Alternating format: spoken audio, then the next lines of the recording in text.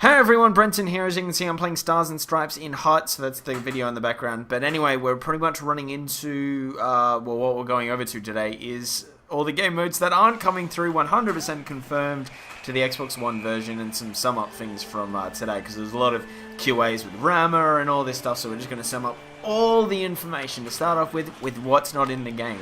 So, GM Connected, gone! Pff, it's out of here. EASHL, apparently no one wanted it. So, no, apparently that was connected. They said, like, GM Connected, no one played it. So it must have been my Australian-only 10-player league that kept that game mode going. There we go, Kadri ties up the game. The game's a bit crazy. EASHL's gone, which we kind of knew was going to happen. I mean, let's face it, the writing's been on the wall for a while. If there's that much smoke, there's usually fire. But obviously, it's a real disappointment with the way they've handled it up until now. And, you know, it got very negative. Towards the end, it was finally just like, well, at least they told us now so we can move on. And I think the negativity is starting to die down a little bit, but we will see. Shootout mode, not in NHL 15 Next Gen. Definitely not coming across either. Practice, not coming across. So that's another thing that's gone completely. Live the Life, it's out of here. So it's called Be a Pro. Now, during the QAs, I tried to ask at multiple different places where Rammer was doing it what the difference was between this and Be a Pro and Live the Life. What the differences were. By what I can gather from other people that work at EA that were kind of, I was having other conversations, things like that. There was a lot going on today for me. Plus, I was doing my job at the same time. It was very nuts. I think Be a Pro is going to be a lot like NHL 13. It's going to be pretty much the same. Do not pause it during my goal. You will instant replay it. Yeah, no. You guys must watch it. You have to watch the goal. Got a really weird pass then too, so it went really wide, but I guess I got a bit of space and I buried it. So it looks like Live the Life is going to be the exact same between NHL 14 and 15 on the old generation, on the next generation, or this generation, the Xbox One, PS4 generation. It's going to be a Pro a la NHL 13. Man, it's all very confusing. So these are the game modes that aren't coming across. A few interesting facts also to go through. NHL 14 servers won't be shut down for another year, so if you figure, hey, there's no point in me buying NHL 15 because of what really is in it, you've got another year of these servers, so you really don't have to come across to NHL 16. Just figured I'll show you guys this as I kept missing the net and things like that. You know, you're getting some bad luck games when stuff like that happens, broken sticks. So yeah, so you've got another year of that. There's an OTP that is coming online team play. There is no EASHL that will be coming at some point, so that's going to be patched into the game OTP. 120% EASHL will not be patched into the game. It's done deal. It's a pipe dream. It will come in NHL 16, and then EA will package it as, because you guys wanted it, we listened to the fans. It should be just like, we're sorry, we fucked up. Or, we're sorry, you know. But again, so I asked multiple questions when it comes to OTP as well. None of them got answered.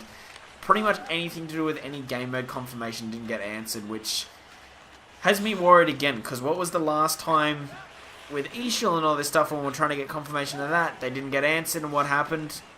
That wasn't in the game. So I'm guessing that nothing has changed in these game modes. I think GM is going to be the exact same.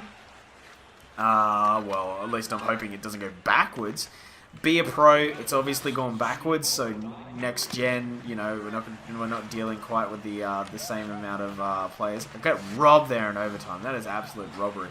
So obviously that's probably not going to be the same. There's going to be HUT. It's going to be interesting to see what they do with that. I got robbed again. So I hope they do some things like challenges, weekly challenges with HUT or something like that. Some fresh idea just to keep us coming back to it, because seriously, we're going to have to play it a lot. I refuse to spend money in HUT. I do love the game mode. Don't get me wrong. I play a lot of it.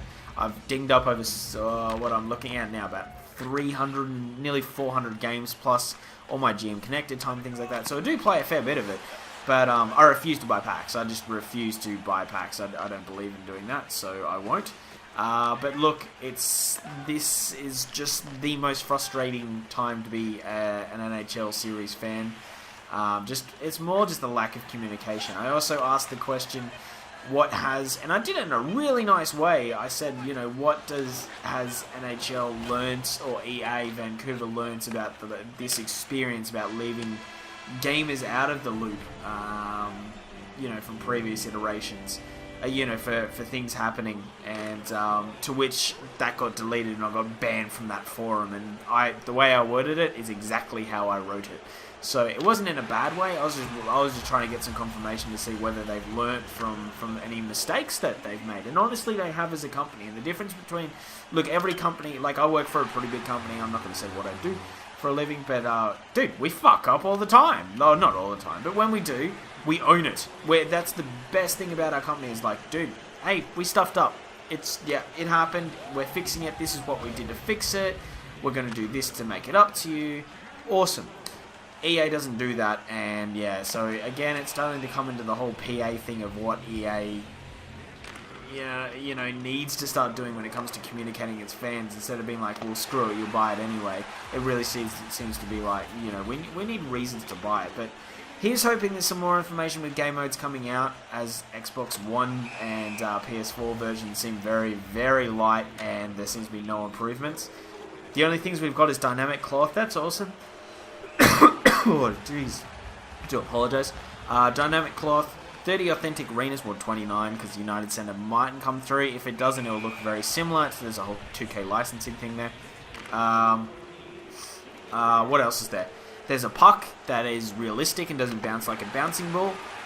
Maybe not a feature as something kind of expected in a hockey game. And that's it.